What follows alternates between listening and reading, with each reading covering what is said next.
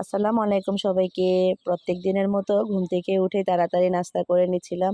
আপু সেই ভোরবেলা থেকে ডাকাডাকি করছিল কারণ আজকে আমরা আমাদের ছোট খালার বাড়িতে যাব। আমার ৩ খালা আছে বর্তমানে। খালারা আল্লাহর রহমতে আমাদেরকে অনেক আদর করে। ব্যস্ততার কারণে বা সংসারের চাপে যাওয়া হয় না। ছুটি পেলেই তো বাড়িতে আসি বা বোনদের বাড়িতে যাই। খালাদের বাড়িতে খুবই কম যাই। হঠাৎ করেই আজকে অনেক দিন ধরে খালু খুবই অসুস্থ। ভাবছিলাম যাব করে সময় হচ্ছিল না। তাই চলে আসলাম সময় করে।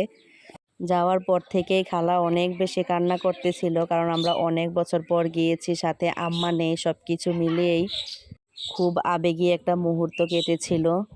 সেই ১৩ বছর আগে খালাদের বাড়ি যেমন ছিল এখন পর্যন্ত ঠিক তেমনই আছে, কোনো পরিবর্তন হয়নি।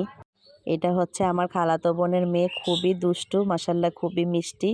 খালা খুবই জোরাজুরি করছিল থাকার জন্য, কিন্তু আমরা এখান থেকে আবার আমার আরেক আপুর বাসায় যাব, এজন্য আমাদের সময় হচ্ছিল না। আজকে এ পর্যন্তই, ভালো থাকবেন সবাই।